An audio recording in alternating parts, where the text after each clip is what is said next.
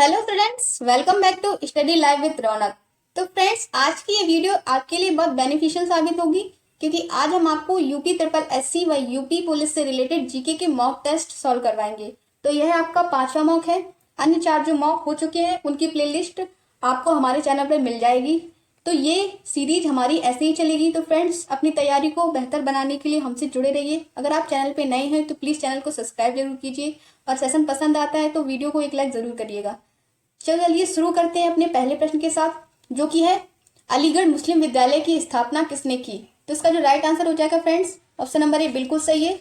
सैयद अहमद खान ने अलीगढ़ मुस्लिम विश्वविद्यालय की स्थापना की थी। और कब की थी? तो इसकी स्थापना हुई थी 24 मई 1875 में इसकी स्थापना हुई थी। और पहले अलीगढ़ मुस्लिम विद्यालय पहले मुस्लिम एंग्लो ओरिएंट स्कूल के नाम से जाना जाता था, जो कि वर्तमान में अब अलीगढ़ मुस्लिम विश्वविद्यालय बन चुका है। तो नेक्स्ट क्वेश्चन लेंगे अपना हम, क्वेश्चन नंबर 2 कि 1828 में ब्रह्म समाज की स्थापना निम्नलिखित में किसके द्वारा की गई। तो इसका राइट आंसर हो जाएगा ऑप्शन नंबर ए, राजा राम मोहन द्वारा ब्रह्म समाज की स्थापना की गई है। और आपको बता दें कि राजा राम मोहन राय को पुनर्जागरण का जनक भी कहा जाता है। और राजा राम मोहन राय ने हिंदू समाज में व्याप्त बुराइयां जैसे सती प्रथा, जाति प्रथा और बहुविवाह कुरीतियों को समाप्त किया है। एक क्वेश्चन जो इनसे बनता है वो ये भी है कि आत्मीय सभा की स्थापना भी राजा राम मोहन राय द्वारा की गई है। ठीक है, आत्मीय सभा की स्थापना भी राजा राम मोहन द्वारा की गई है। चलिए नेक्स्ट क्वेश्चन लेंगे, क्वेश्चन नंबर 3 है आपका, आर्य समाज की स्थापना किसने की थी। तो आपके ऑप्शन जाएंगे राजा राम मोहन राय, स्वामी विवेकानंद, स्वामी दयानंद या राजा राधाकांत देव। तो इसका राइट आंसर हो जाएगा option number C, Swami Dayanand Saraswati द्वारा आर्य समाज की स्थापना की गई है। और कब की गई है? तो 10 अप्रैल 1875 ईस्वी में इसकी स्थापना की गई है। कहाँ की गई है? तो मुंबई में की गई है। ठीक है, एक जो मोस्ट इंपॉर्टेंट क्वेश्चन और बनता है कि प्रार्थना समाज की स्थापना किसने की है।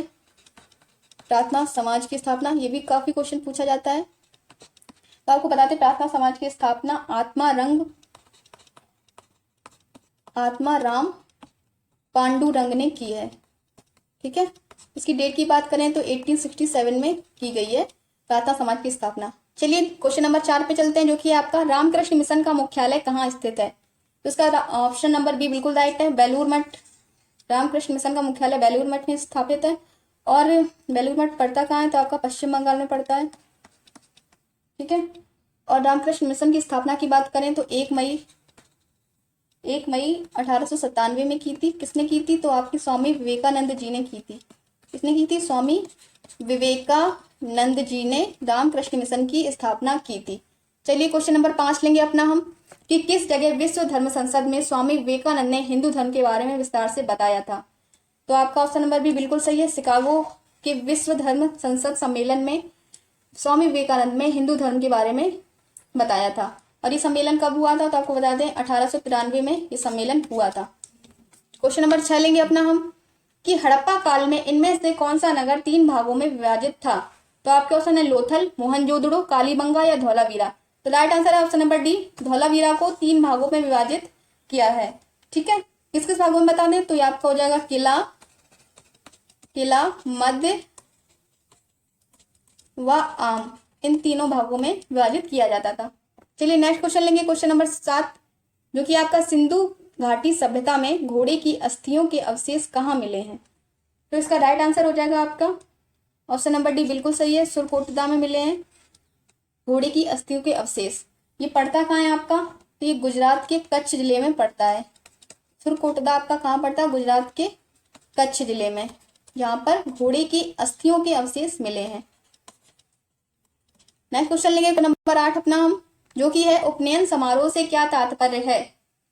तो आपके ऑप्शन है बच्चों को एक औपचारिक नाम दिया जाता है, बच्चे को सूर्य और चंद्र के औपचारिक दर्शन कराए जाते हैं, बच्चे को पवित्र जनेऊ धारण कराया जाता है या बच्चे का विवाह किया जाता है। तो ये 3 ऑप्शन आपके गलत हैं। इसका राइट ऑप्शन है ऑप्शन नंबर सी, बच्चे को पवित्र जनेऊ धारण कराया जाता है।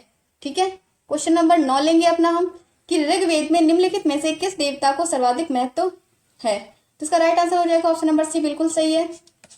ऋग्वेद में सर्वाधिक देवता जो जिनका महत्व है वो आपके इंद्रदेव जी हैं। इंद्र का ऋग्वेद में सर्वाधिक महत्व देखने को मिलता है। क्वेश्चन नंबर 10 लेंगे अपना हम कि 24वें जैन तीर्थकर या अंतिम तीर्थकर कौन थे। तो इसका राइट आंसर है option number C, Mahavir Swami जो हैं वो 24वें जैन तीर्थकर थे। ठीक है। क्वेश्चन नंबर 11 लेंगे अपना हम कि देव नाम प्रिय नाम किसे दिया गया था। ठीक है। तो आपका ऑप्शन है हर्ष, अशोक, कनिष्क या चंद्रगुप्त मौर्य। ऑप्शन नंबर भी बिल्कुल सही हो जाएगा इसका। अशोक को देव नाम प्रिय की उपाधि दी गई थी। देव नाम प्रिय से आपका तात्पर्य है कि जो देवों का प्रिय हो। ठीक है, देवों का प्रिय। चलिए क्वेश्चन नंबर 12 लेंगे अपना कि सम्राट अशोक का कौन सा शिलालेख कलिंग पे उनके विजय का उल्लेख करता है, प्रथम, चतुर्थ, 10वां या 13वां। तो इसका राइट आंसर हो जाएगा ऑप्शन नंबर डी, अशोक ने अपने 13वें शिलालेख में कलिंग युद्ध का वर्णन किया है। ठीक है। चलिए क्वेश्चन नंबर 13 पे चलते हैं कि त्रिपिटक निम्नलिखित में से किससे संबंधित है। तो इसका राइट आंसर हो जाएगा सी, बौद्धों से त्रिपिटक संबंधित है और त्रिपिटक में शिक्षा व्यवस्था की जानकारी मिलती है। और ये 3 है, कौन कौन से हैं आपको बता दें, विनय पिटक, विनय, अधिधम्म और सुत्त पिटक।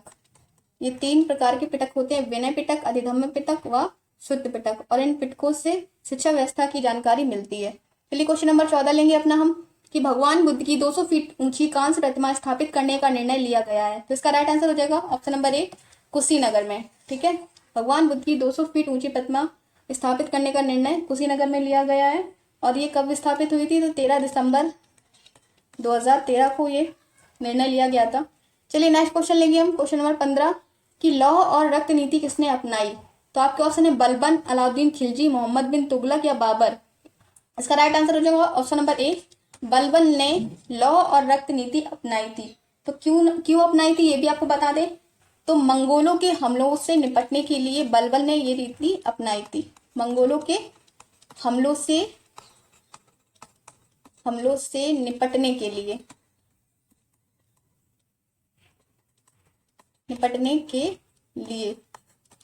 ये नीति अपनाई गई थी। चलिए क्वेश्चन नंबर 16 लेंगे अपना कि किसके शासनकाल में इब्न बतूता भारत आया था।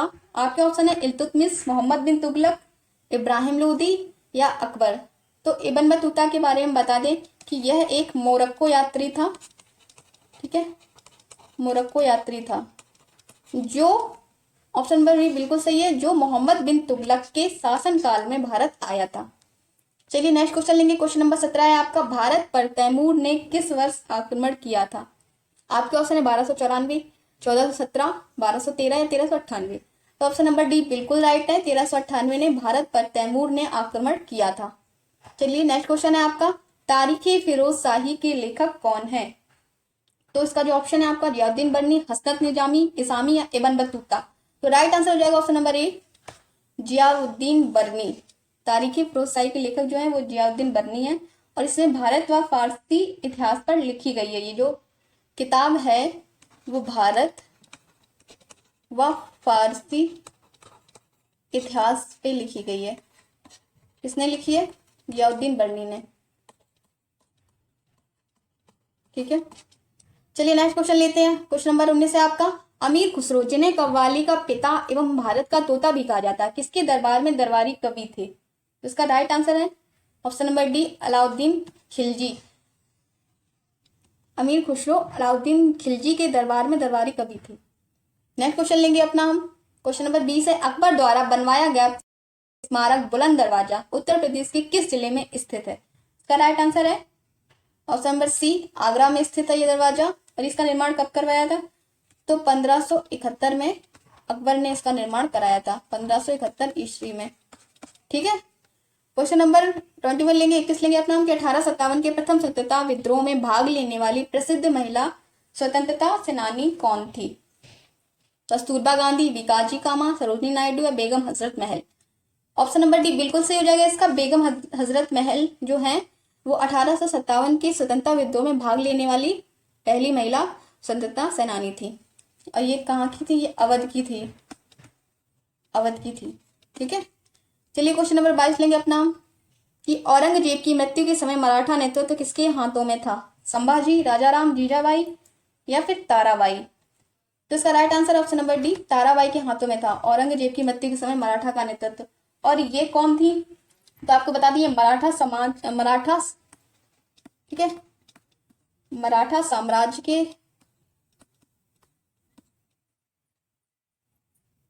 साम्राज्य के कमांडर की बेटी थी। ठीक है, कमांडर की बेटी थी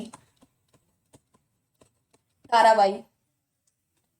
और ये मोहिते कबीले से आई थी। कहां से आई थी? मोहिते कबीले से आई थी। नेक्स्ट क्वेश्चन है आपका, 1857 की सिपाही विद्रोह में सिपाहियों को किस कंपनी के द्वारा बनाए गए कारतूसों पे आपत्ति थी? एटकिंस, एनफील्ड, लेमिंगटन या विंचेस्टर? इसका right answer option number B, Enfield. Enfield जो कंपनी थी, वहां की जो कारतूस द्वारा बनाए गए थे उनपे जो थी वो सिपाहियों को आपत्ति थी, क्योंकि उन्हें ये पता था कि कारतूसों पे गाय व सुअर की चर्बी लगी हुई थी। ठीक है, इसलिए उन्होंने इस पे आपत्ति जताई थी। नेक्स्ट क्वेश्चन है आपका, क्वेश्चन नंबर 24 कि भारत में सबसे पहली जनगणना किस वर्ष हुई है? तो इसका जो ऑप्शन है आपका 1852, 1872, 1881 या 1952। तो आपको बता दें इसका जो राइट आंसर है वो है आपका 1872 में। ठीक है, तो उस समय कौन थे? तो उसमें किसके शासनकाल में? लॉर्ड मेयो, गवर्नर जनरल उस टाइम कौन था? Lord Mayo. ठीक है, अगर हम स्वतंत्र भारत की बात करें तो 1951 में हुई थी प्रथम जनगणना, और अगर स्वतंत्र भारत से पहले की बात करें तो 1872 में लॉर्ड मेयो के शासनकाल में हुई थी पहली जनगणना। चलिए क्वेश्चन नंबर 25 लेंगे अपना, कि टीपू सुल्तान कहाँ का शासक था? आपका ऑप्शन है हैदराबाद, मदुरई, मैसूर या विजयनगर। तो इसका जो राइट आंसर है ऑप्शन नंबर सी बिल्कुल सही है। टीपू सुल्तान जो है मैसूर का शासक था। तो इसका जो अगर पूरा नाम बताएं हम तो इसका नाम था सुल्तान फतेह अली खान साहब। ये टीपू सुल्तान का पूरा नाम था, सुल्तान फतेह अली खान साहब। क्वेश्चन नंबर 26 लेंगे अपना हम, कि निम्नलिखित में से कौन अवध का प्रथम नवाब था? आपके ऑप्शन है आशफाकुद्दौला, सादत खान, शुजाउद्दौला या सफदरगंज। इसका राइट आंसर था अवध के जो प्रथम नवाब थे वो थे सादत खान। कौन थे? सादत खान। क्वेश्चन नंबर 27 लेंगे अपना हम, जो कि है आपका, ब्रिटिश शासन को भारत से उखाड़ फेंकने के लिए इनमें से किस फ्रांसीसियों ने मदद मांगी थी? किसने फ्रांसीसियों की मदद मांगी थी? संभाजी, शिवाजी, हैदर अली या टीपू सुल्तान? राइट आंसर है option number D, Tipu Sultan ने फ्रांसीसियों की मदद मांगी थी ब्रिटिश शासन को जड़ से उखाड़कर फेंकने के लिए। क्वेश्चन नंबर 28 है आपका, कि किस मुगल बादशाह ने इलाहाबाद को अपनी राजधानी बनाया था? तो इसका जो राइट आंसर है मुगल सम्राट Shah Alam. Option number B, Mughal सम्राट शाह आलम ने इलाहाबाद को अपनी राजधानी बनाया था। कब से कब तक के लिए? 1414 से 1421 तक। ठीक है, चलिए नेक्स्ट क्वेश्चन आपका 29 क्वेश्चन लेंगे। 29 नंबर, की खिज्र खान निम्नलिखित में से किस वंश से संबंधित था? गुलाम वंश, खिलजी वंश या सैयद वंश? ठीक है, तो इसका राइट आंसर होगा सैयद वंश। ऑप्शन नंबर सी बिल्कुल सही है, सैयद वंश। खिज्र खान सैयद वंश से संबंध रखता था। क्वेश्चन नंबर 30 लेंगे अपना, आखिरी क्वेश्चन होगा ये, कि बृहद सांची स्तूप किस काल से संबंधित है? तो इसका राइट आंसर है ऑप्शन नंबर डी, ये आपका मौर्य काल से संबंधित है। ठीक है, और अशोक ने इसका निर्माण करवाया था, अशोक ने निर्माण कराया था। और ये है कहाँ पे? तो ये मध्य प्रदेश के रायसेन जिले में है। कहाँ पर है? मध्य प्रदेश के रायसेन जिले में। तो फ्रेंड्स, ये थे आपके मोस्ट इंपॉर्टेंट क्वेश्चन जो एग्जाम में जरूर पूछे जाते हैं। तो हम ऐसे ही आपके लिए बहुत अच्छे प्रश्नों का संग्रह लेकर आते रहेंगे। बस एक छोटी सी रिक्वेस्ट है कि अपना सपोर्ट दीजिए और चैनल को सब्सक्राइब कीजिए, और अगर वीडियो पसंद आई हो तो लाइक करिए, और आप अपनी सजेशन हमें कमेंट कर सकते हैं। तो ठीक है, धन्यवाद, नमस्कार, goodbye and take care.